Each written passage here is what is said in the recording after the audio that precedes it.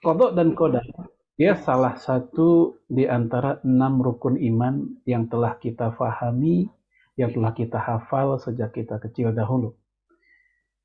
Dan qadha dan qadar ini tersebar di banyak ayat Al-Quran. Adapun dalam hadis Nabi, langsung Nabi sebut bersamaan dengan 5 rukun iman yang lainnya. Adapun dalam Al-Quran tidak disebutkan 6 rukun iman dalam satu rangkaian kalimat atau ayat.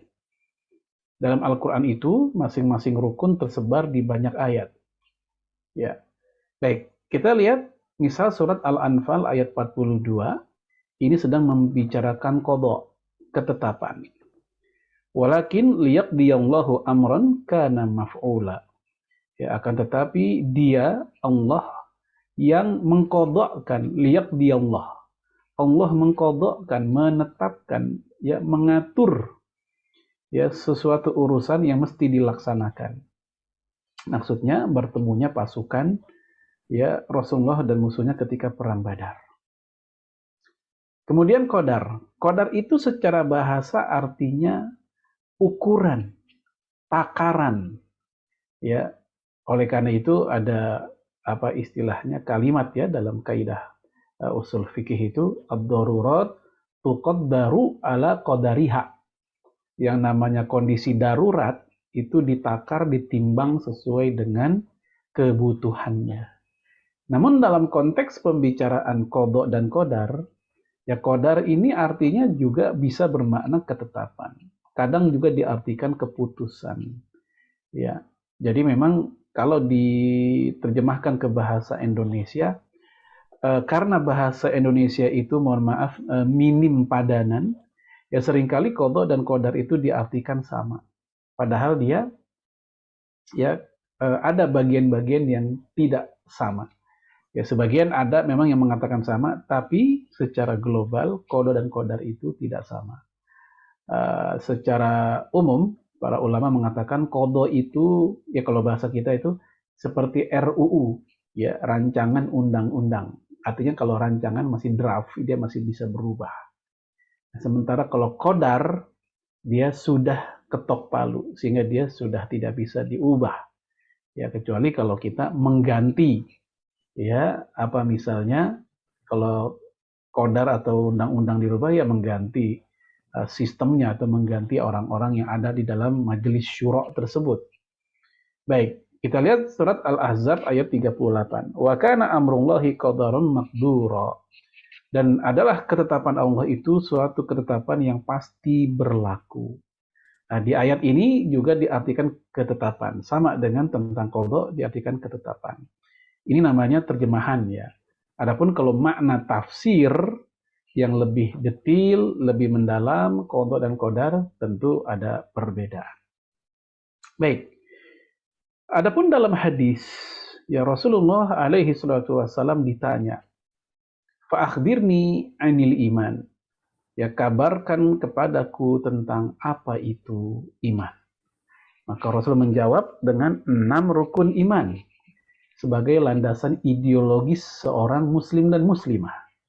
Kalau rukun Islam landasan ya teknis, landasan syariah ya bagi seorang muslim itu rukun Islam. Kalau ini landasan ya dari keimanan, landasan ideologisnya. Antumina billah yaitu engkau beriman kepada Allah.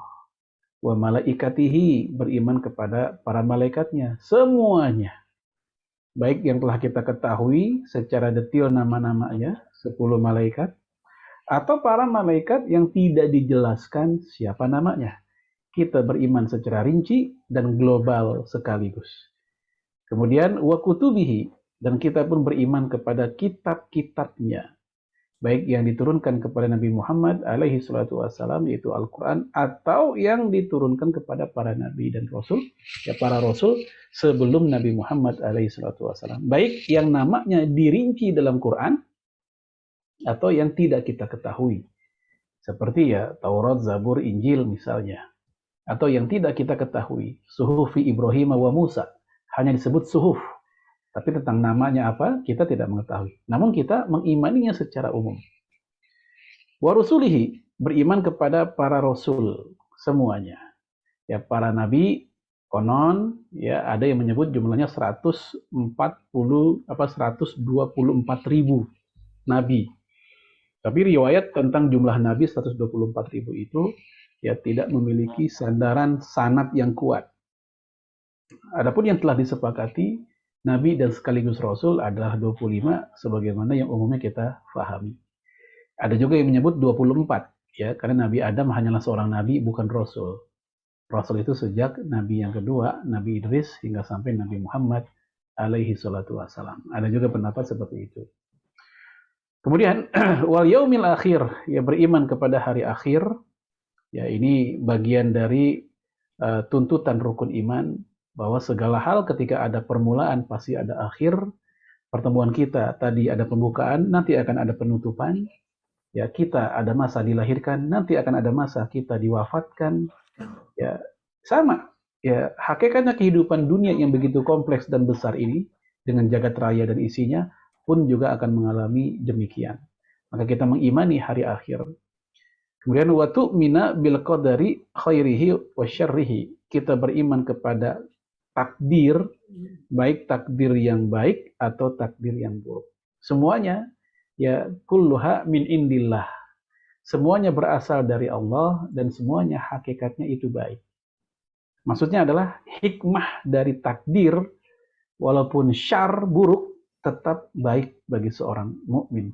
Karena bagi seorang mukmin yang senantiasa positive thinking dengan kehidupan, semua keadaan hatta di balik musibah adalah baik. Pasti ada manfaat, pasti ada maslahat, pasti ada pelajaran. Ya, cepat atau lambat. Ya, kadang ketidaksabaran manusia lah yang membuat hikmah-hikmah tersebut seolah-olah tertutup atau terhalang. Baik, jemaah sekalian. Kemudian kita lihat penjelasan para ulama. Tadi ayat, kemudian dari hadis, sekarang kita lihat penjelasan para ulama. Kita ambil dari Imam Nawawi rahimahullah. Di mana beliau mengatakan waqad tazaharatil adil, telah nampak dalil-dalil, adillah itu dalil-dalil. Ya, al-qat'iyyat. Qat'iyyat itu artinya dalil-dalil yang pasti, yang qat'i. Minal kitab was sunnah, baik dari Quran, dari sunnah, wa ijma' as-sahabah, dan juga dari konsensus para sahabat Nabi. Wa ahlil halli wal aqdi minas salaf wal khalaf, dan juga al-halli wal aqdi.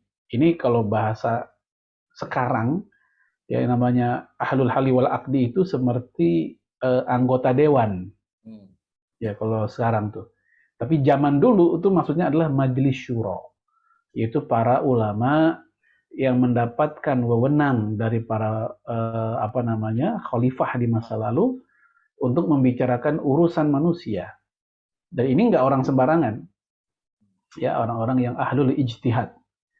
Nah, mereka baik sejak generasi salaf terdahulu atau khalaf generasi sesudah salaf belakangan ala itsbati qadarillah subhanahu wa ta'ala. Mereka mengatakan tentang pastinya, ya adanya, benarnya ya takdir Allah subhanahu wa ta'ala.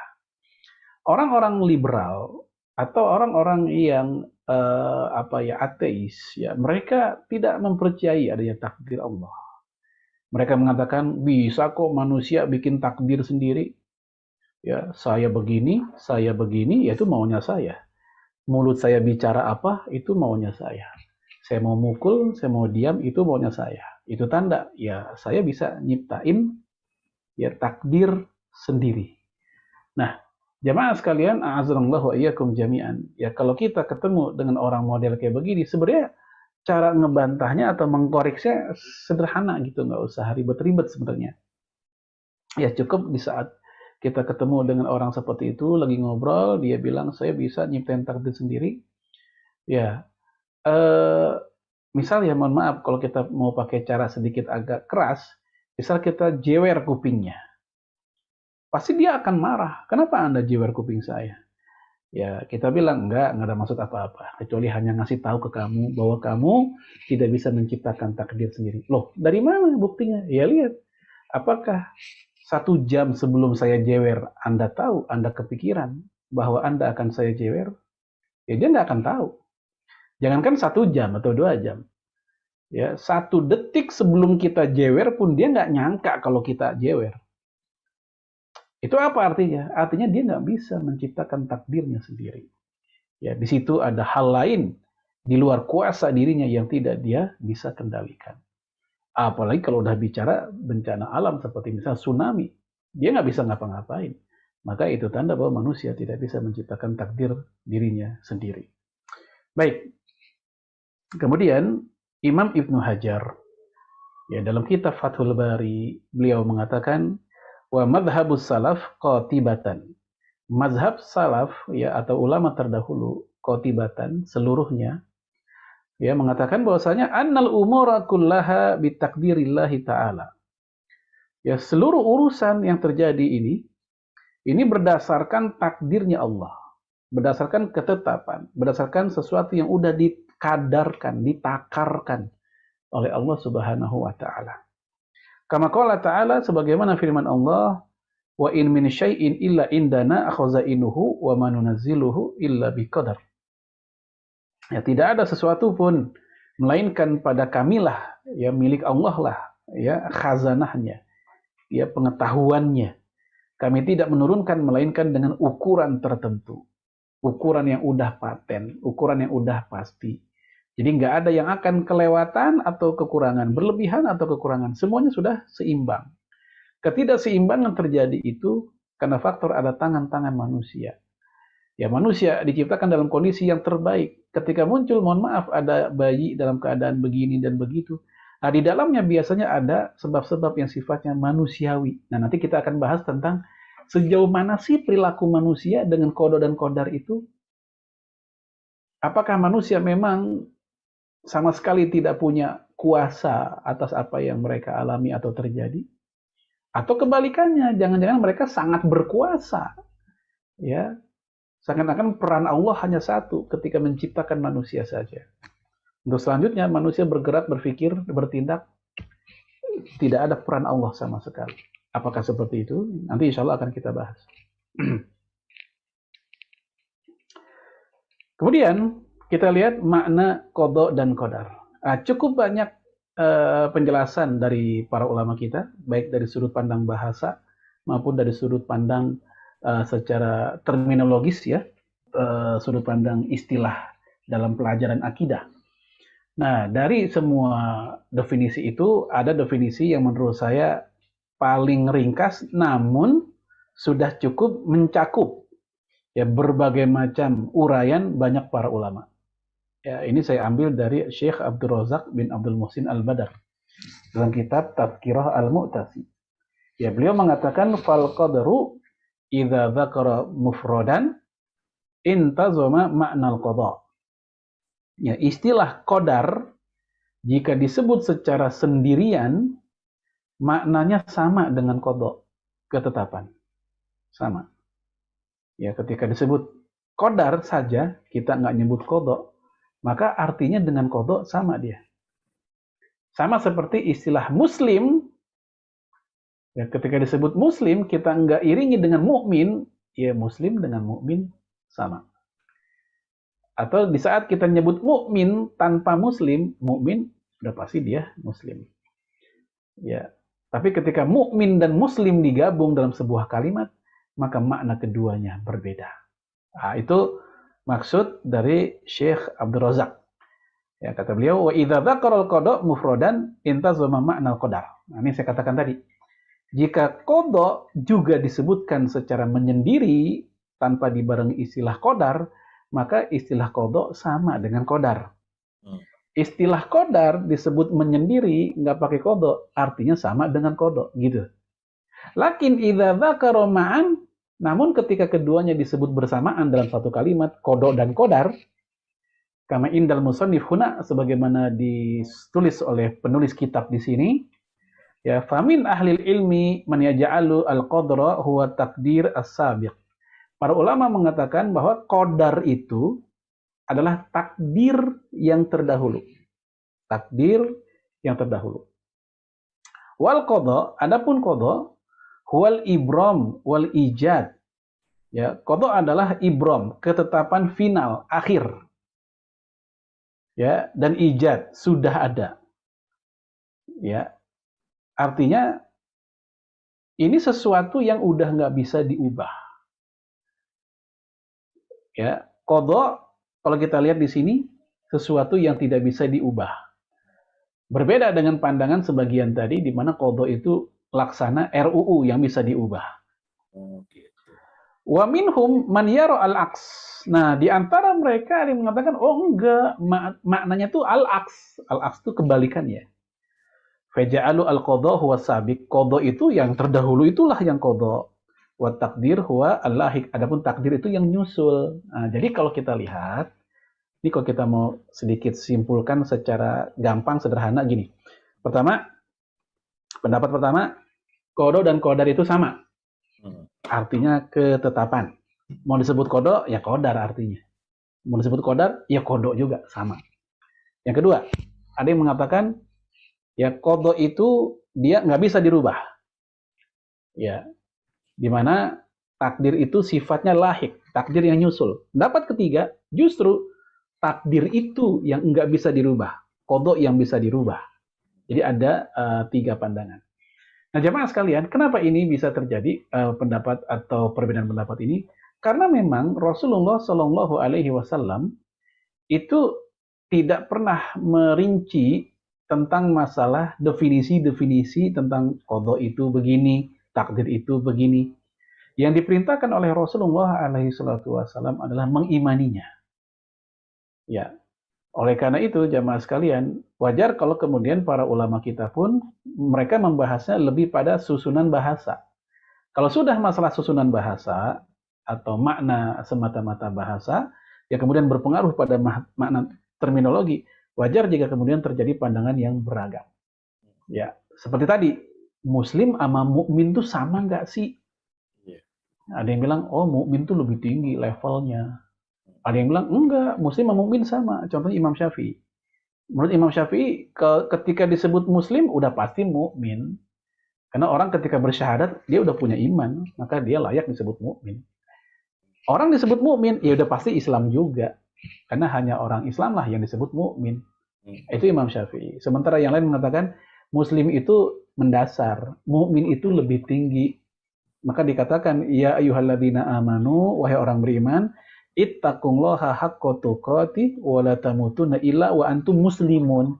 Wahai orang beriman, bertakwalah kepada Allah, mengupgrade diri menjadi mutakin. Kalaupun nggak sampai takwa, minimal kalau mati jangan sampai sebagai bukan muslim.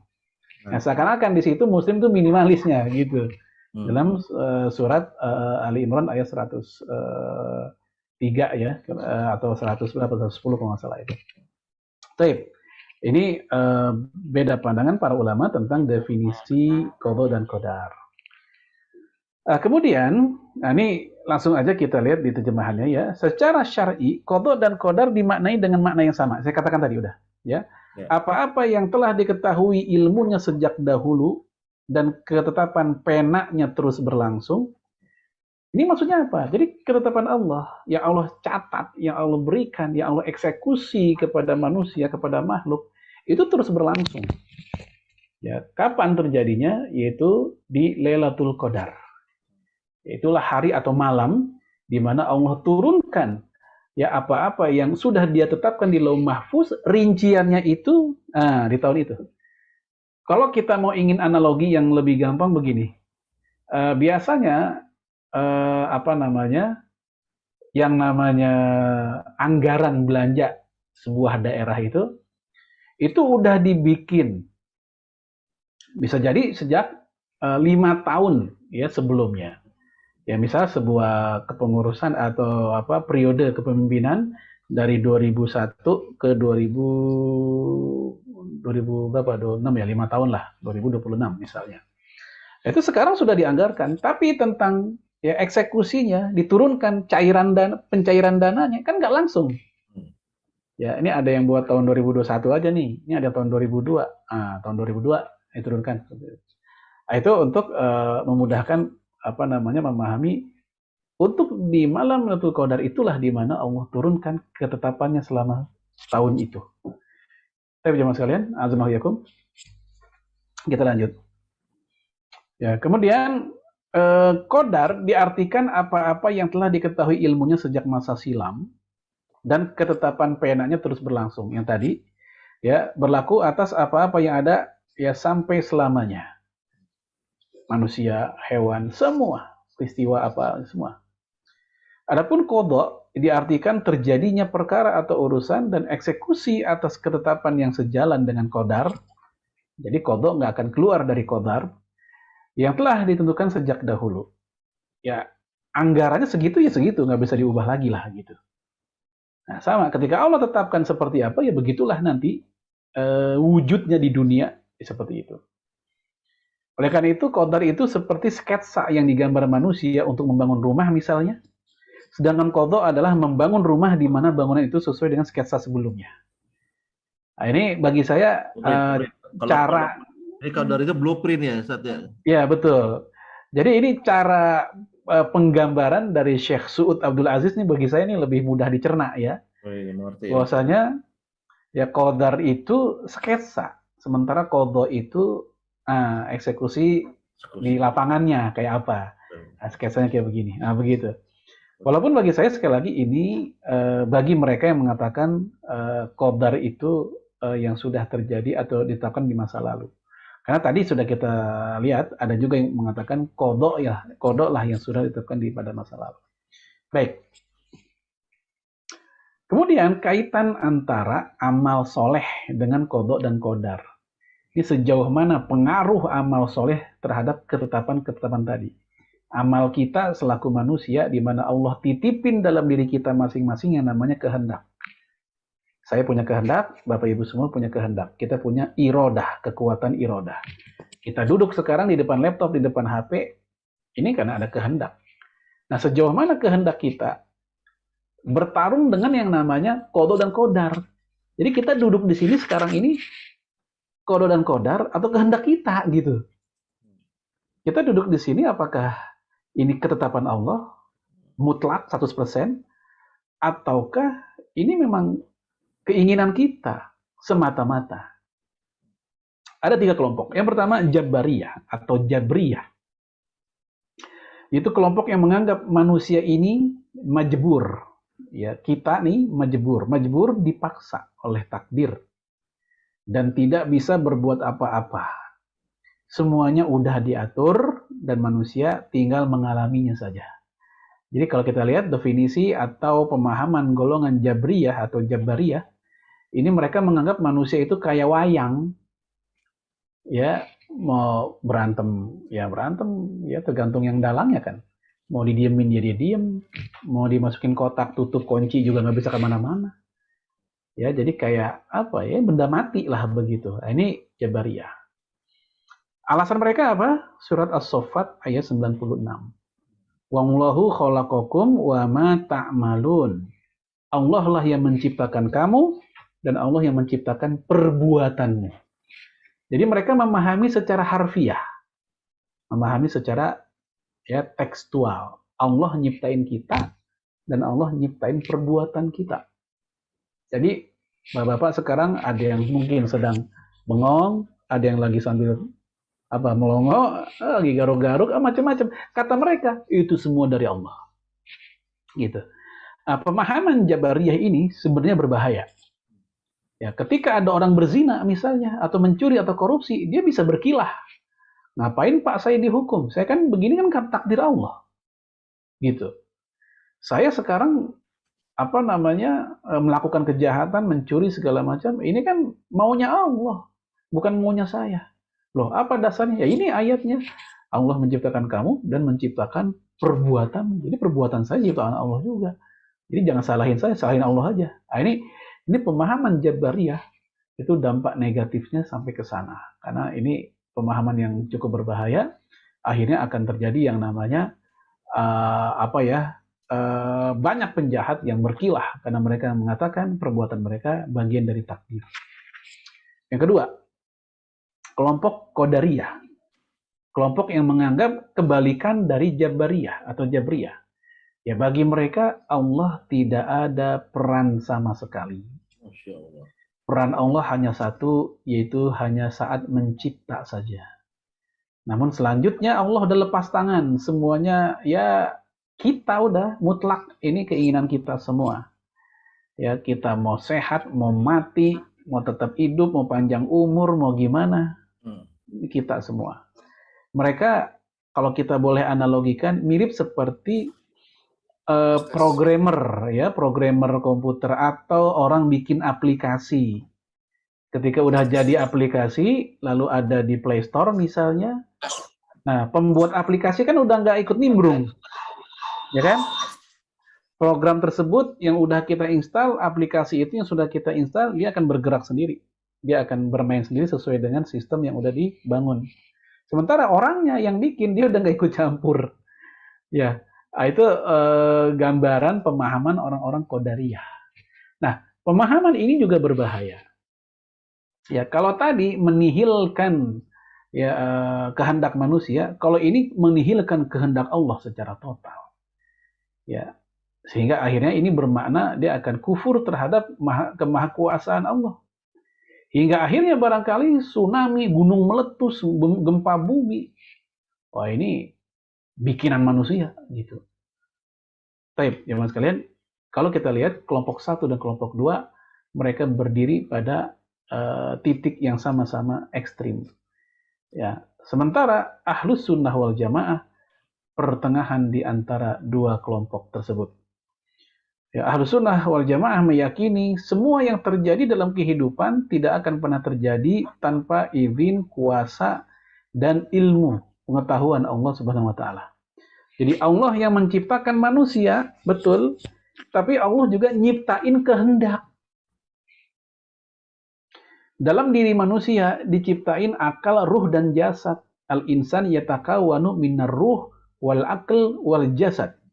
Manusia merupakan kombinasi antara ruh, kemudian akal, kemudian jasad. Jasad sebagai kendaraan buat bergerak, ruh ya sebagai tempat mengkomando semuanya. Nah, akal itulah nanti yang menimbang-nimbang layak dilakukan atau tidak. Nah, semuanya Allah ciptakan dalam diri manusia. Nah, sehingga ini menunjukkan bahwasanya kelirunya orang-orang Jabariyah. Ya, orang-orang Jabariyah keliru. Kenapa? Karena Allah bukan nyiptain fisik doang, tapi Allah nyiptain kehendak, ya, dan seterusnya tadi. Namun kehendak manusia, kemudian apa tadi? Akal manusia tetap sehebat apapun ada batasannya. Dr. Alexis Carrel, penerima Nobel Fisika, seperti yang diceritakan dalam kitab Al-Quran wa Sunnah Marja'iyatul Ulya fil Islam, beliau mengatakan sehebat apapun akal manusia sejak zaman Einstein, sejak zaman ahli filsafat zaman Yunani kuno dulu, hingga sampai Einstein, kata beliau, manusia dengan akalnya semuanya itu hanya mampu menguak rahasia kehidupan jagat raya ini baru 3% saja. Ya, baru 3% kata dia. Itu sepanjang itu ya udah belasan abad, 20-an abad lebih. Nah, itu gabungan dari semua kumpulan orang-orang pinter. Itu baru mampu membuka tabir rahasia kehidupan jagat raya ini 3%. Itu yang saya katakan tadi. Walaupun manusia Allah kasih kehendak, akal, dan segala macam, sehingga dia bisa bergerak, namun dia tidak akan pernah keluar dari kemahakuasaan Allah. Sehingga inilah Ahlus Sunnah tidak sampai seperti Jabariyah yang menolak sama sekali kehendak manusia, namun juga tidak sampai seperti Qadariyah yang memutlakkan semuanya adalah kehendak manusia, ya, tanpa adanya kehendak Allah Subhanahu wa taala. Lalu kemudian apa dong makna ayat ini? Wa ma ta'malun. Allah menciptakan perbuatan kamu juga. Imam Al-Qurtubi mengutip dari Imam Abdullah bin Mubarak. Maksud dari wallahu khalaqakum wa ma ta'malun, Allah menciptakan kamu dan menciptakan perbuatanmu adalah yaitu Allah menciptakan kamu dan menciptakan sebab-sebab perbuatanmu. Apa sebab-sebab perbuatan kita? Pertama, anggota badan. Ini sebab-sebab perbuatan. Yang kedua, kehendak tadi. Allah menciptakan kamu dan anggota badan dan kehendak itu. Jadi bukan saat kita marah kita ciptaan Allah. Ya, saat kita melongo, ya, melamunnya kita ciptaan Allah, bukan. tapi Allah ciptakan sebab-sebab perbuatanmu itu. Ini penjelasan dari Imam Abdullah bin Mubarak, ya seorang ulama generasi tabi'ut tabi'in. Baik, kita lihat di sini ada ayat yang memperkuat apa yang disampaikan oleh Imam Abdullah bin Mubarak, yaitu bagi siapa saja di antara kamu yang mau menempuh jalan yang lurus. Kita lihat di sini. Di sini Allah memberikan opsi agar manusia berikhtiar menempuh jalan yang lurus. Silakan tempuh.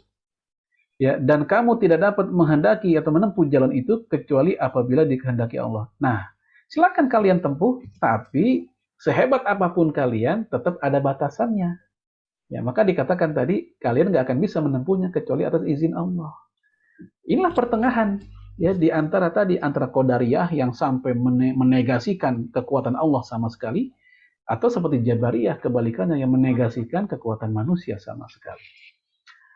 Mungkin Pak Roni pernah ingat, entah di majelis yang mana pernah saya jelaskan bahwasanya untuk cara memahami juga secara simpel masalah ini, itu kita analogikan seperti listrik PLN di rumah kita.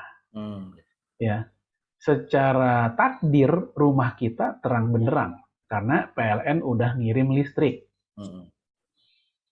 Tetapi kalau orang rumah nggak masang lampu atau nggak mencetin atau nyolokin lampu, ya nggak nyala juga. Artinya apa di situ? Harus mesti ada kehendak atau perbuatan manusianya. Ya. Tetapi kebalikannya, walaupun kita udah colokin, kita pencet-pencet, nggak bakal nyala juga kalau PLN belum ngirim listrik. Ya, walaupun kita udah, kok ini nggak nyala ya emang listriknya belum dikirim, mau gimana lagi? Nah, jadi kesimpulannya, rezeki udah ada, jodoh udah ada, pintu-pintunya udah banyak, pintu rezeki udah banyak, keselamatan juga ada. Tinggal kita bergerak untuk buka itu pintu. Itulah kenapa Rasul mengatakan kepada sahabat Nabi yang membawa unta ke masjid, dia bertanya, ini saya ikat apa saya lepas? Ya, terus saya tawakal. Nabi bilang, ikilha, ikat dulu, summat tawakal, baru kamu tawakal. Artinya ikhtiar dulu. Ya, usaha dulu, kemudian ya kamu tawakal kepada Allah. Nah, ini sama. Colokin dulu tuh lampu. Ya, karena PLN sudah ngirim listrik. Ah, nyala. Ternyata kalau nggak nyala, oh mungkin ada yang salah kabelnya. Gitu. Tapi ini untuk memahami secara sederhana tentang kompromi atau pemahaman pertengahan Ahlus Sunnah tentang antara usaha manusia dengan qada dan qadar tadi. Baik. Kemudian, dapatkah ya yang namanya qada dan qadar itu apa istilahnya? Berubah. Ya. Ini sering gitu ya. Ya. Dapat atau tidak kan gitu. Kita lihat hadis inna ahadakum yujma'u khalquhu fi batni ummi arba'ina yawman nutfah. Sungguhnya penciptaan kamu di perut ibu kamu selama 40 hari itu sebagai nutfah. Ya. Tsumma yakun alaqatan mithla dzalik. Lalu kemudian dari nutfah menjadi alaqah. Alaqah itu segumpal darah yang menggantung di rahim. Ya selama itu juga, maksudnya 40 hari juga. Tsumma yakunu mudghatan mithla dzalik. Lalu kemudian menjadi mudghah, segumpal daging mithla dzalik. Selama itu juga. Jadi 40. Total 120 hari alias 4 bulan. Tsumma yursalu ilaihil malak. Nah, ketika usia kehamilan ibu-ibu udah 4 bulan, maka diutus kepadanya malaikat. Malak itu malaikat. Ya, bukan malak bahasa kita. Malak bahasa kita lain lagi. Ya, fayang fuhu fihir ruh. Nah, kemudian ditiupkan ruh, ya kehidupan, diberikan ruh kepada si bayi tersebut di usia 120 hari alias 4 bulan. Kemudian wa ya'maru bi arba'i kalimat. Kemudian malaikat tersebut pun ya mencatat atau menuliskan 4 hal buat si bayi, buat kita semua dahulu di saat usia kandungan emak kita 4 bulan. Yang pertama, bikat bi rizkihi. Ya dicatat untuk anak itu rezekinya. Wa ajalihi, ajalnya. Ya, kapan matinya, gimana, di mana. Ya. kemudian wa amalihi, perbuatannya, wa syakiyun aw sa'idun, kemudian susah dan senangnya, susah dan bahagianya. Ini 4 hal ini sudah ada blueprintnya, ya, udah ada grand design-nya, ya, masing-masing kita. Ya. Nah, kemudian apa yang sekarang kita lakoni di dunia tentang amal, rezeki, apalagi tadi susah, senang, dan termasuk matinya kita nanti gitu, ini bisa nggak ya dinego gitu? Ya, ya kita menego takdir dengan berbagai macam usaha kita. Baik. Para ulama mengatakan bahwasanya 4 hal tadi itu bisa diubah. Ya, dalil mereka dari ayat ini. Silakan di situ kita lihat. Yamhullahu ma yasha wa yuthbit wa indahu ummul kitab. Allah menghapus apa-apa yang Dia kehendaki dan menetapkan apa-apa yang Dia kehendaki. Dan miliknya, ya, kuasanya yang namanya ummul kitab. Ummul kitab itu kitab Lauh Mahfuz. Jadi menurut ayat ini, Allah punya kuasa, hak prerogatif untuk menghapus apa yang sudah Dia tulis atau tadi mengeksekusi apa yang sudah Dia tulis. Allah punya kuasa. Nah, dari sinilah kemudian bahwasanya, oh, kalau gitu sebenarnya takdir itu bisa diubah atau qada itu bisa diubah. Rezeki apa tadi, susah, senang, amal, ya, ajal bahkan ini bisa. Ya, mereka punya alasan lain dari beberapa hadis. Kita lihat hadis-hadisnya. Nah, sekarang kita lihat doa dari Umar bin Khattab radhiyallahu anhu. Ini doa ini bagi saya cukup unik. Wa an Abi Utsman An-Nahdi, dari Abu Utsman An-Nahdi, anna Umar ibn al-Khattab radhiyallahu anhu, bahwasanya Umar bin Khattab kana yatufu bil bait, dia sedang tawaf di Baitullah. Bahwa yabki, dia menangis, wa yaqul, dan dia berdoa, Allahumma in kunta katabtani fi ahli sa'adah, ya Allah, jika engkau tulis namaku sederetan bersama orang-orang berbahagia, fa'athbitni fiha, maka tetapkanlah aku di dalamnya. Jadi kalau bahasa kita, ya Allah, kalau nama saya diabsensi sederetan sama orang-orang lagi bahagia, di situ aja dah, jangan dipindah-pindahin. Ya. Wa in kunta katabtani fi ahli syaqawah, tetapi kalau engkau catat namaku sederetan bersama orang-orang melarat, orang-orang sengsara, ya, apalagi wadzambi, dan orang-orang berdosa, famhuni, hapuslah namaku dari situ. Wa'athbitni fi ahli sa'adah, ya, wal maghfirah, pindahin namaku ke tempat orang-orang yang berbahagia dan mendapatkan ampunan. Fa innaka tamhu ma tasya, karena engkau maha kuasa menghapus apa yang engkau mau. Wa tuthbit, dan engkau maha berkuasa untuk mengeksekusi juga. Wa indaka ummul kitab, dan milikmu lah yang namanya ummul kitab. Bapak Ibu sekalian, ini kalau kita pikir-pikir, doanya Umar bin Khattab kan sangat ini ya, sangat mengintervensi gitu. Ya Allah, kalau nama saya terlanjur ada di situ, hapus. Ya kan gitu. Seakan-akan Umar bin Khattab ngatur gitu kan. Atau pindahin nama saya gitu. Ya, tentu kita penasaran gitu, apa dasarnya ya kok doanya sampai seperti itu ya.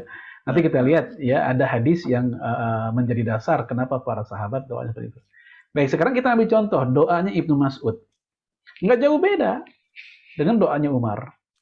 Ya, beliau berdoa, ya Allah, jika engkau tulis aku pada orang-orang yang berbahagia, tetapkanlah aku bersama mereka. Mirip doanya.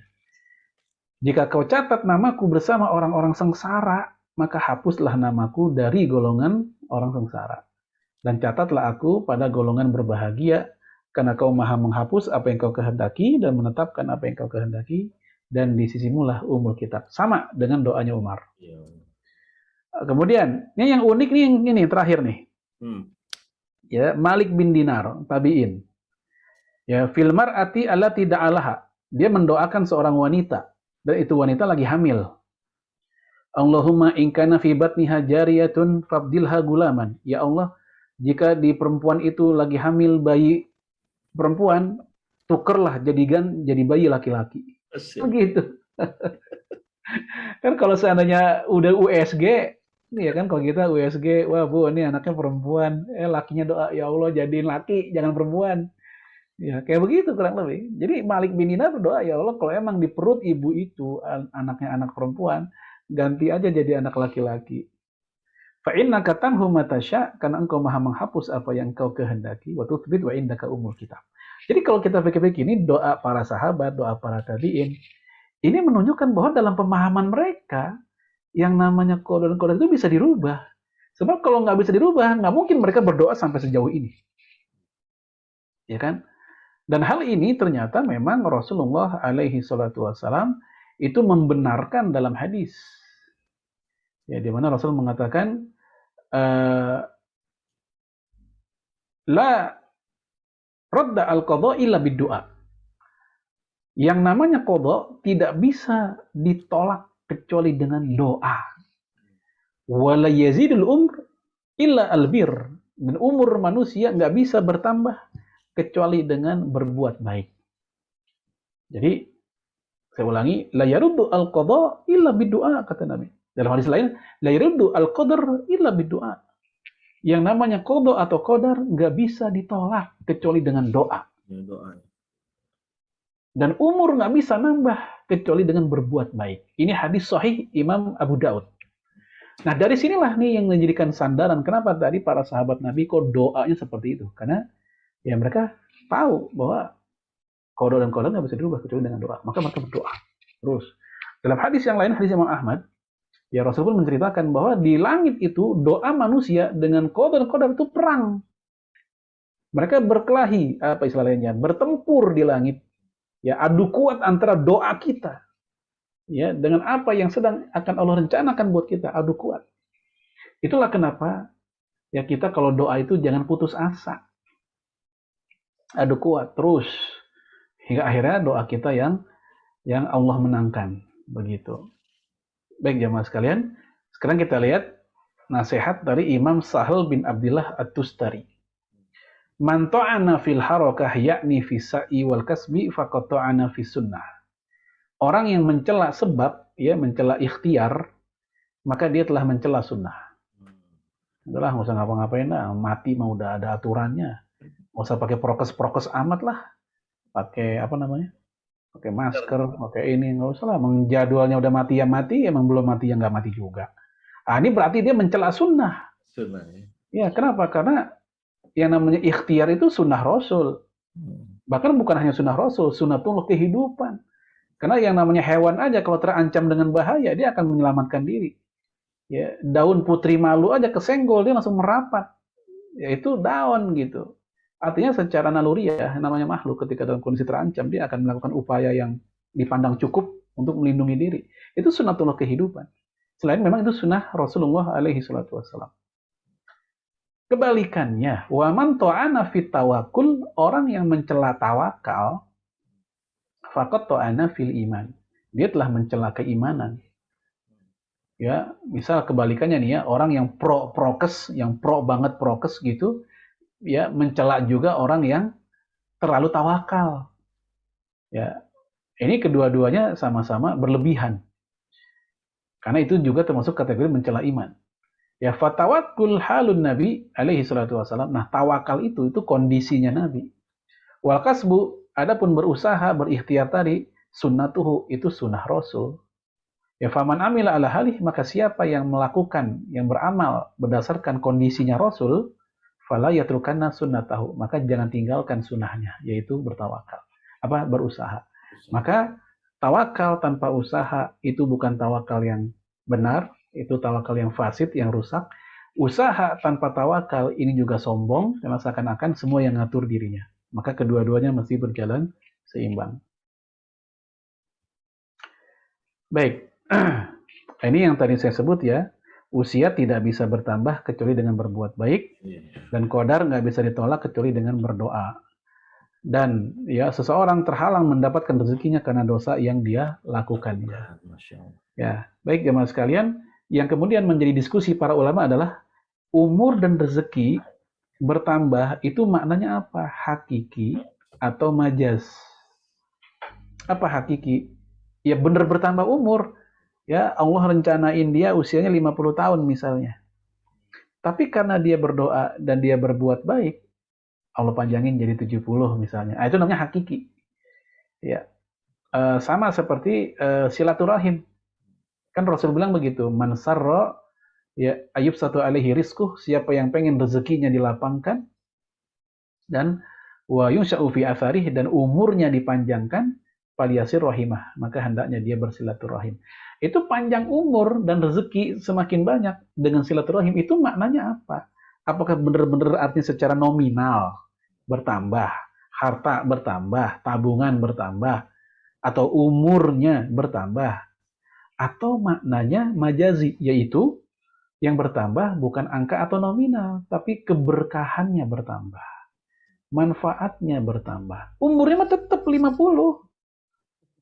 Tapi karena dia tadi ya, dia berbuat baik, segala macam soleh, orang tetap mengenangnya. Contoh Imam Nawawi deh. Imam Nawawi wafat dalam usia sangat muda, relatif muda lah. 45 tahun dan meninggal, dan belum sempat nikah, ya boro-boro punya anak, begitu. Tapi karya tulisnya sangat banyak, sampai hari ini, ya udah 8-9 abad yang lalu, orang masih menyebut namanya, masih mengkaji kitabnya, Riyadhus Shalihin dan Hadis Arba'in, dan masih mendoakan dia dengan rahimahullah. Jadi walaupun dia udah wafat, ya segitulah umurnya Allah tetapkan, tapi sampai hari ini orang masih membicarakannya. Nah, kata sebagian ulama, dan ini pendapat Imam Ibnu Qayyim, inilah makna dari panjang umur, yaitu panjang berkahnya, panjang manfaatnya, bukan bermakna panjang secara hakiki.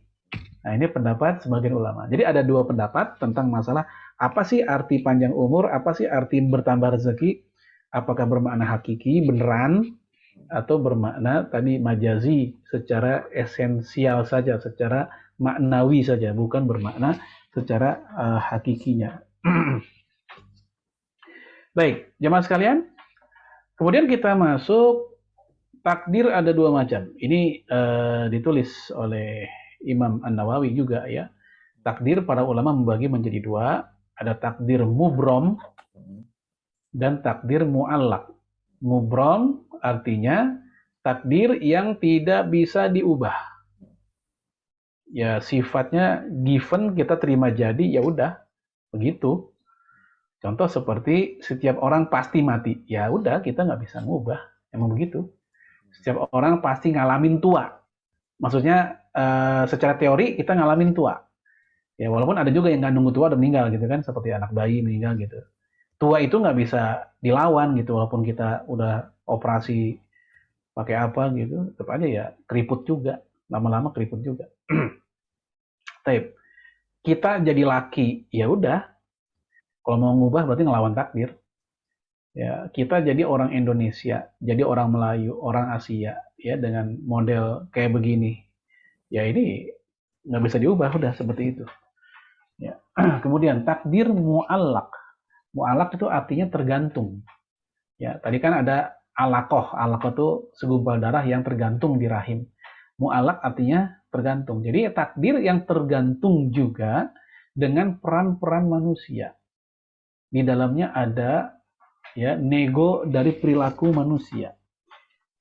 Ya, walaupun finalnya tetap di bawah kuasa dan izin Allah Subhanahu wa taala. Itulah yang tadi kita bahas. Silakan kamu tempuh perjalanan itu, tapi kamu tidak akan bisa melaluinya kecuali dengan izin Allah. Ya. Seperti mau sakit, mau sembuh, mau sehat, itu ada ikhtiar manusia juga. Ya. Allah nyuruh untuk berjihad, tetapi Rasul nyontohin jihad bikin strategi, pakai baju besi, ya ada senjata, ada panah. Jadi Rasulullah tidak ngandalin takdir gitu. Ya Rasul, ayo ada musuh nih, tenang. Kan gue nabi, tinggal gue doa doang, kalah tuh musuh. Enggak. Tetap Rasulullah berjalan ya dengan sunnatullah kehidupan. Ya, Rasul punya baju besi, ya Rasul juga bikin strategi, ya bikin base camp di sumur Badar yang besar. Maka ini data-data sejarah ini menunjukkan bahwasanya ya Rasulullah SAW bukan berarti menentang takdir, tapi dia ingin mewujudkan takdir itu dengan juga usahanya. Ya, oleh karena itu ketika Umar bin Khattab berjalan ke Syam, dan Syam itu saat itu lagi kena taun, ya, lalu dia pun menghentikan perjalanannya, nggak jadi nerusin. Diskusi dengan Ansor, diskusi dengan Muhajirin, diskusi dengan Quraisy yang senior. Akhirnya mereka menyimpulkan perjalanan jangan dilanjutkan. Ya, karena kita bawa tokoh-tokoh senior sahabat Nabi, kalau kita ke sono gimana nih? Bisa kena ini sejarah Islam ini dipegang oleh mereka, tokoh-tokoh senior sahabat. Abu Ubaidah bin Jarrah protes. Wahai Umar, apakah engkau ingin lari dari takdir Allah? Lalu jawaban Umar, aku nggak lari dari takdir Allah, tapi aku menuju takdir Allah yang lainnya. Ini.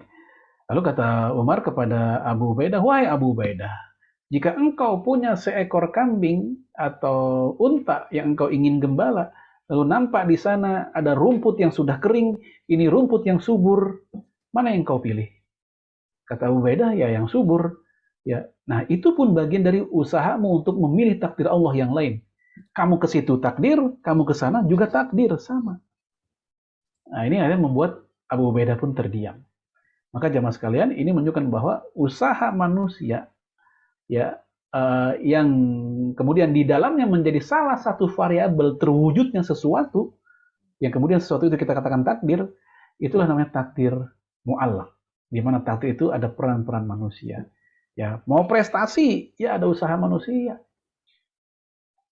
Ya, seorang ayah negur anaknya, setahu ayah besok kamu ujian akhir semester deh. Kok kamu sekarang malah main-main aja? Apa jawaban anaknya? Ya, kan saya udah doa. Saya udah tahajud. Udah duha. Udah saum Senin Kemis. Kalau udah begitu semua, saya udah deket sama Allah. Kalau udah deket, urusan saya, urusan Allah. Soal Allah yang menyelesaikan. Oh, ini kan gawat nih anaknya begini.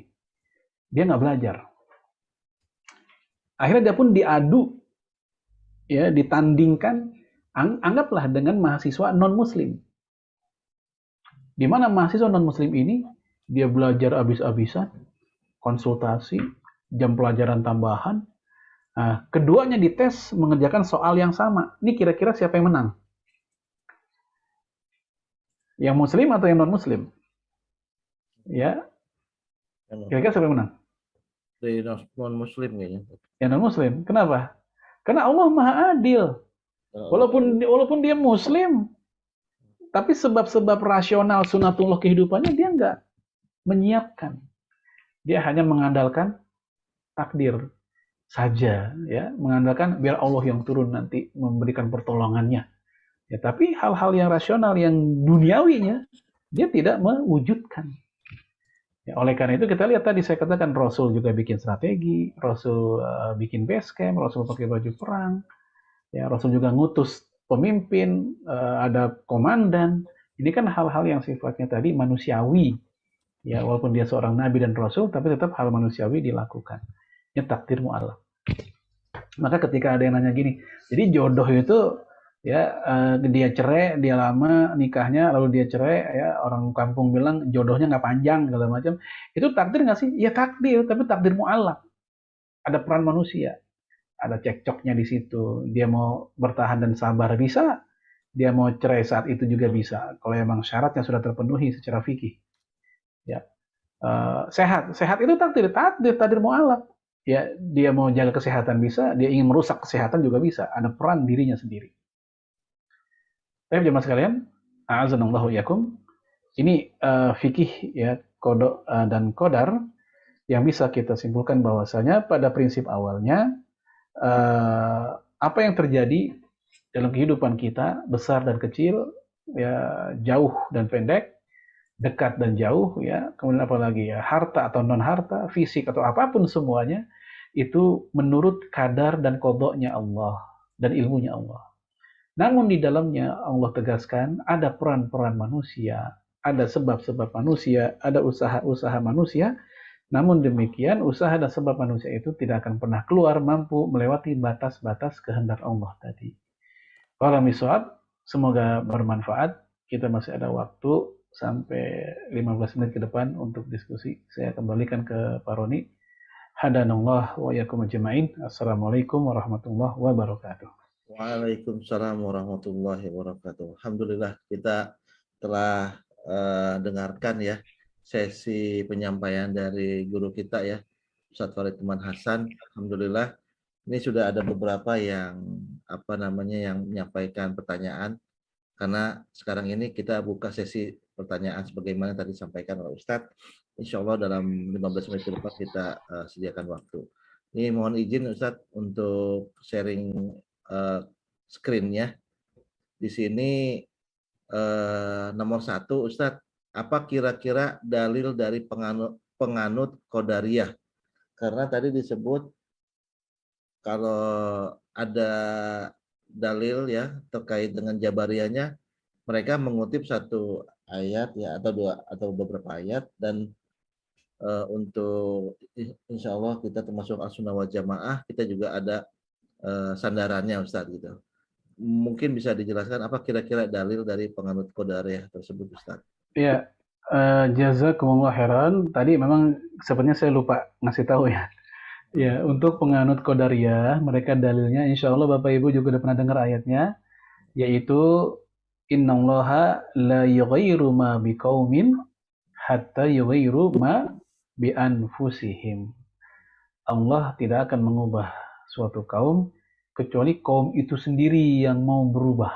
Nah, gitu. Nah, di situ seperti dengan tangannya manusia ya. Jadi ada ya mau berubah. Ya. Kalau bahasa kita nih, kalau kamu berubah ya kamu yang harus berubah gitu. Kalau kamu pengen ada perubahan ya kamu berubah. Dari situ berarti kesimpulannya kita harus ya kitanya nih gitu kan. Nggak dari Allah. Allah mah tinggal ngeliat kitanya aja. Itu alasan mereka dari situ dalilnya. Sampai Padahal keterusan. Ya padahal ayat itu kalau kita kaji baik-baik itu kan kalimat depannya jelas. Ya innallaha la yughayyiru. Artinya itu kuasa Allah. Allah tidak akan mengubah. Itu kuasa Allah sebenarnya. Sedang membicarakan kekuasaan Allah, dan di dalam kuasa Allah itu Allah memiliki penciptaan terhadap kehendak manusia. Allah menciptakan kehendak manusia. Kalau kamu ingin berubah, manfaatkan kehendakmu itu. Ini kuasa Allah. Tapi orang Qadariyah memaknai ini total kehendak manusia. Itu salah satu dalil atau ayat yang dijadikan sandaran oleh orang-orang Qadariyah. Ya. Syukur Ustaz atas penjelasannya. Ini ada pertanyaan dari masuk ke yang nomor 23. Ini ada pertanyaan dari Ibu Dian di chat ya. Ustaz izin bertanya, bagaimana caranya agar kita selalu ingat bahwa segala ketentuan Allah pasti memiliki hikmah yang positif dan merupakan skenario terbaik bagi kita sehingga kita dapat menerima ketentuan dengan ikhlas dan tetap optimis. Apa dah Ustaz? Iya,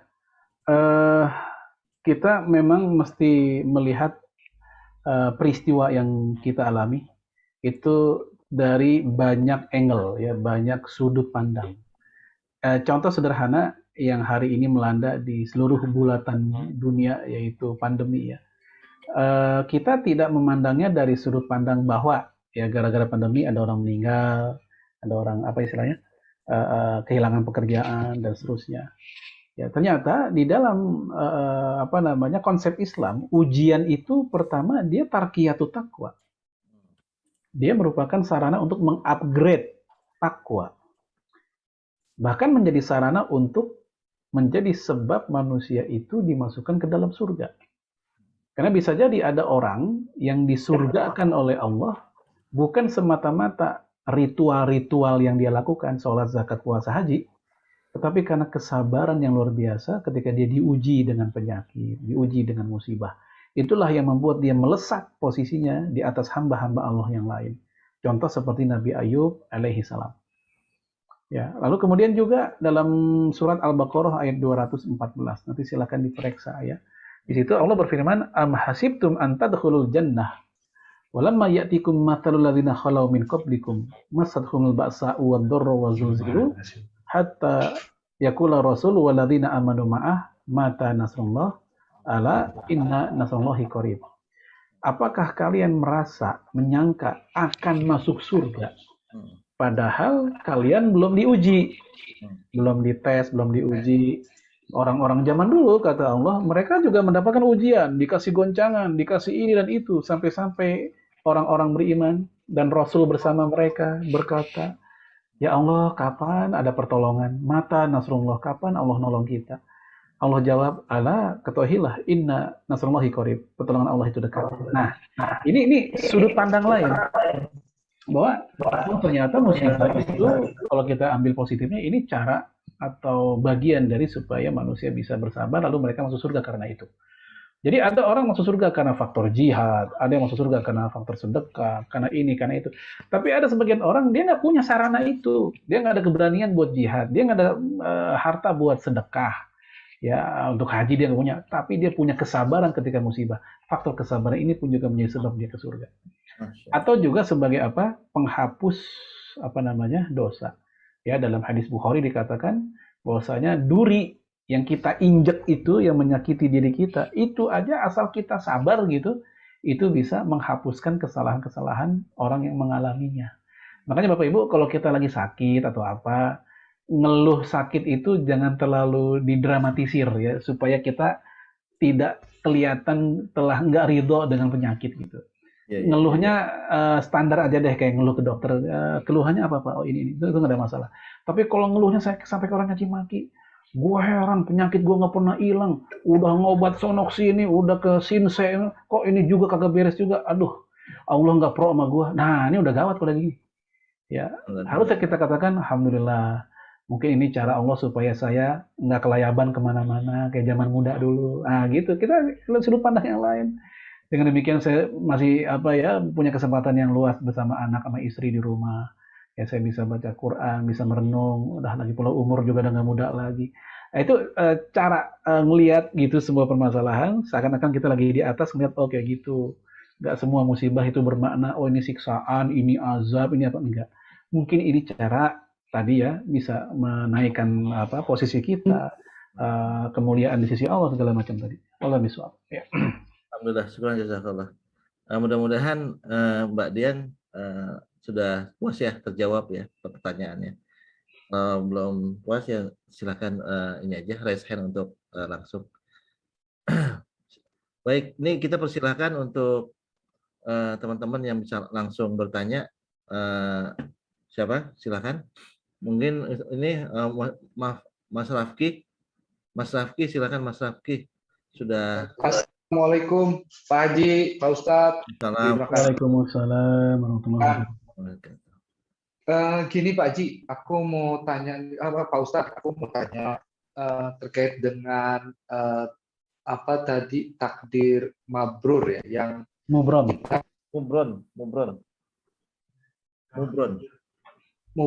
ya, kita ditakdirkan lahir sebagai laki-laki Pak Haji.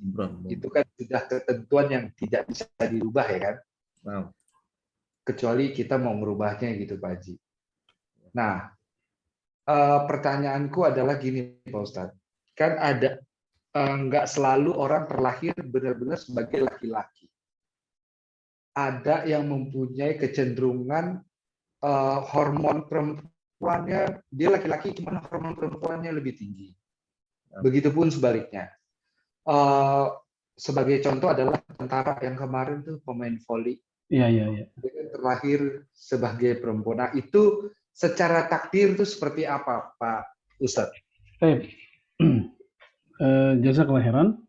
Bapak Ibu sekalian, para ulama kita sudah memiliki solusi ya untuk mengetahui seseorang itu terhitung sebagai laki atau perempuan, sehingga dengan demikian ya kita bisa menilai dia takdirnya laki atau perempuan. Pertama, melihat dari kelamin primer, ya kelamin primer yang ada pada orang tersebut. Andai kata seorang manusia atau bayi lahir dalam keadaan hermafrodit kelamin ganda, ya ada laki juga, ada perempuan juga misalnya, maka para ulama mengatakan lihat dari kedua kelamin itu mana yang berfungsi. Ya, kata satu yang berfungsi dari kelamin laki-laki, maka dia dihitung sebagai laki-laki. Atau yang berfungsi dari kelamin perempuan, maka dia dihitung sebagai perempuan. Nah, bagaimana kalau berfungsi dua-duanya? Ya, mereka mengatakan maka dilihat dari kelamin primer yang lain. Apa itu misalnya? Ya, apa istilahnya kalau kita di USG ya, dilihat apakah si bayi ini atau si orang ini punya rahim atau tidak. Kalau dia punya rahim, maka dia perempuan. Kalau dia enggak punya rahim, ya jelas maka dia laki-laki. Ya terlepas dari ya secara hormonal tadi dia ada dominan apa namanya hormon wanitanya, padahal casingnya laki-laki. Karena fikih itu melihatnya pada luar. Ya fikih itu yang dilihat itu luar. Sebagaimana hadis nahkum bizwahir, yang menjadi standar hukum adalah apa yang nampak. Jadi yang nampak dia laki-laki, ya mohon maaf, kelaminnya laki-laki, suaranya pun laki-laki.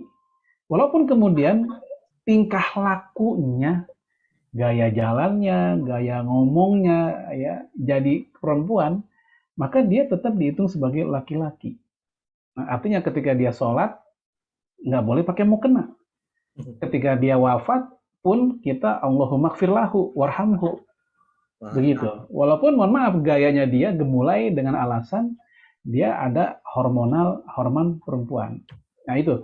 Jadi sekali lagi nahkum bizwahir, yang jadi standar penilaian adalah yang nampak, yang kelihatan. Jika yang kelihatan dia memang laki-laki, kelaminnya pun yang berfungsi kelamin laki-lakinya, maka dia dihukumi sebagai seorang laki-laki. Dengan demikian takdir yang dia alami pun sebagai takdir seorang laki-laki, dan dia nggak boleh berkecil hati ya untuk masalah itu. Ada sebuah buku, ya memang ini pro kontra di antara para psikolog juga, tentang mohon maaf ketertarikan seorang laki-laki terhadap laki-laki dengan perempuan terhadap perempuan. Apakah ini juga sifatnya hormonal? Ya, atau memang ini berawal dari tanda petik kesalahan pergaulan? Ya, itu ada diskusi panjang antara sesama para psikolog sendiri. Ya, saya pernah baca dua pihak ini. Yang pihak pertama mengatakan ini apa namanya bukan masalah kesalahan sosial, hubungan sosial. Ini bisa jadi memang karena mereka sekuler ya, mereka nggak nyambut Allah. Mereka bilang ini emang karena Tuhan menciptakan kayak begitu. Jadi jangan salahkan orang-orang lesbi, jangan salahkan orang-orang gay, karena emang Tuhan menciptakan seperti itu katanya. Jadi ini agak-agak mirip dengan kelompok yang mana tadi itu? Ya, Jabariyah ya. Jabariyah. Ya. Nah, namun yang terbaru termasuk juga dari psikolog Muslim, mereka menganggap tidak. Kalau kita lihat orang bisa berubah jadi gay atau lesbi, ternyata itu emang ada permasalahan, ada konslet sisi sosial juga. Itulah kenapa Rasul bilang, kalau kita punya anak usia 10 tahun, pisahin kamar tidur mereka. Supaya apa tujuannya? Supaya mereka sudah mulai tahu rasa malu dan batasan aurat. Ya, kasus orang yang tadinya normal, kemudian berubah disorientasi seksual, itu ada. Normal tadinya dia. Ya, dia teman akrab, laki dengan laki, tidur sekamar mulu, tidur sekasur mulu, sampai kuliah mereka lulus, selesai, nggak pernah ketemu lagi, mereka rindu dan kangen, akhirnya mereka janjian ketemu, ternyata muncul rasa cinta, padahal laki dengan laki. Tadinya mereka normal. Cinta di sini bukan cinta dalam arti cinta sebagaimana orang bersaudara ya, bukan. Tapi cinta dalam arti yang kayak laki dan perempuan begitu. Dan syahwatnya tadi. Dan syahwatnya, iya. Dan itu mereka ceritakan sendiri. Ya, dan dia juga Mas Eka ya Pak. Ya Mas Eka. Orangnya nggak ada. Orangnya izin tadi. Baik ya. Jadi seperti itu ya. Jadi kalau secara fikihnya yang dilihat yang nampak, yang zahir, oh dia ya, laki ya maka dihitung sebagai laki-laki. Kalau dia perempuan nampaknya dan kemudian apa tadi kelaminnya pun yang berfungsi adalah kelamin perempuannya, maka yang dihitung sebagai perempuan. Kalau bisa ya. Alhamdulillah. Mas Rafki sudah terjawab ya? Sudah Pak Haji. Alhamdulillah. Ya baik. Ini sudah 2 menit lagi nih. Ustadz, mohon izinnya satu pertanyaan lagi Ustadz ya. Setelah itu nanti Ustadz langsung Ya, insyaallah. doa atau menutup gitu. Ternyata ini anak lagi buka dulu ininya, screen-nya. Nah ini ada tanyaan titipan. Doa yang disampaikan oleh para sahabat yang dalam tanda petik tadi ada kesan mengatur gitu ya Ustadz ya. Apakah hal ini bisa kita contoh dipanjatkan ketika berdoa dan apakah tidak berbentur dengan adab berdoa? Doa ini terus terang waktu saya awal ngelihat ya, kira-kira tahun 2008-2009 saya buka-buka kitab tafsir Al-Qurtubi dan tafsir Imam Ibnu Jarir, saya dapat doa ini, saya mikir ya Allah kok ada doa sampai seperti ini. Kemudian saya coba mengkonfirmasi tentang doa ini. Nah, ternyata ketemu ada dialog antara Imam Mujahid itu ahli tafsir generasi tabi'in. Dia ditanya oleh anak-anak muda lah, murid-murid begitu. Ya kalau bahasa kita, Pak Ustadz, ini kok doanya begini? Ya, doanya Umar, doanya Ibnu Mas'ud. Coba saya lihat doanya katanya. Begitu dibaca tadi ya, yang Allahumma in kunta katabtani dan seterusnya. Kata Mujahid, Hasan, ini doa bagus. Malah dibilang bagus. Nah, ketika ditanya dari mana asalnya? Dari hadis tadi. Yaitu hadis yang yaitu doa al-qadha illa doa. Yang namanya ketetapan tidak bisa diubah, tidak bisa ditolak kecuali dengan doa. Nah, doa ini termasuk keumuman, cakupan umum hadis tersebut. Ya, yaitu dia tidak mau kondisinya begini, dia maunya begitu saja. Itu dianggap masih normal. Ya, dan tidak merusak atau melanggar adab-adab berdoa. Ya, makanya ditutup doa tersebut dengan pujian kan, karena Engkau yang Maha Berkuasa menghapus dan menetapkan. Itu tetap pujian. Iya. Waalaikumsalam. Ya. Alhamdulillah. Ya, silakan Ustadz untuk di closing statement dan beri pimpin doa kita sebelum selesai. Ya. Jemaah sekalian, ya alhamdulillah ya semoga pembahasan qada dan qadar ini bisa semakin membuat kita lebih mawas diri, lapang dada dan dewasa di saat kita menghadapi berbagai macam persoalan, baik persoalan yang datangnya dari diri kita sendiri, dari keluarga, dari anak, istri, tetangga, persoalan keuangan, persoalan hubungan komunikasi, kerja atau apapun. Semuanya atas dasar ilmu Allah, ketetapan Allah, dan juga penyelesaiannya di dalamnya ada peran-peran manusia dengan izin Allah. Baik, kita istighfar dulu. Astagfirullahaladzim. Astagfirullahaladzim min kulli dzambin azim wa natubu ilaih. Hamdan syakirin, hamdan na'imin, hamdan yuafi ni'amahu wa fi'u mazidah. Ya Rabbana lakal hamdu kama yanbaghi li jalali wajhikal karim wa azim sultanik. Allahumma salli wa sallim ala nabiyyina Muhammad wa ala alihi wa sahbihi ajma'in. Allahumma taqabbal minna salatana wa qiyamana wa siyamana wa jami'a ibadatina ya mujibas sa'ilin. Rabbana la tuzigh qulubana ba'da idh hadaitana wa hab lana min ladunka rahmah innaka antal wahhab. Rabbana hab lana min azwajina wa dhurriyyatina qurrata a'yun waj'alna lil muttaqina imama. Allahumma amitna 'alal Islam, Allahumma ahyina 'alal Islam. Allahumma adfa'anna al-bala wal riba wal zina wal mihan wal fahsya wal munkar ma zahara minha wa ma batan fi biladina Indonesia khassah wa fi budanil muslimina amma ya aziz ya qahhar rabbal alamin. Allahumma ighfir lil muslimina wal muslimat wal mu'minina wal mu'minat al ahya'i minhum wal amwat innaka sami'un qaribun mujibud da'wat ya qadiyal hajat. Rabbi ighfir lana wa liwalidina warhamhum kama rabbawna shighara. Rabbana atina fid dunya hasanah wa fil akhirati hasanah wa qina adzaban nar. Wa sallallahu ala sayyidina Muhammadin wa ala alihi wa sahbihi wa sallam. Subhanaka rabbil izzati amma yasifun wa salamun alal mursalin walhamdulillahi rabbil alamin. Amin. Alhamdulillah, syukur jazakallah Ustaz Farid Hasan atas penyampaiannya, atas waktunya, atas jawaban atas pertanyaan dari kami. Semoga Allah memberikan keberkahan karunia atas ilmu Ustadz ya, dan memberikan keberkahan kebaikan kepada keluarga Ustadz, anak-anak Ustadz dan semuanya. Amin amin rabbal alamin. Dan juga semoga Allah memberikan kemudahan buat kita jemaah untuk mendapatkan ilmu ya yang bermanfaat ini, untuk mengaplikasikan dalam kehidupan kita sehari-hari, pada keluarga, utamanya kegiatan kita dalam bekerja, bergaul, pada teman-teman kantor semuanya, teman-teman ya yang lainnya. Semoga Allah memberikan kemudahan-kemudahan dalam mengaplikasikan ilmu ini.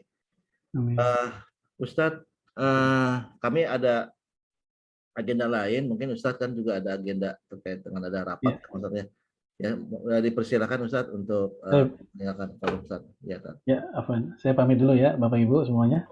Ya. Assalamualaikum. Waalaikumsalam warahmatullahi wabarakatuh.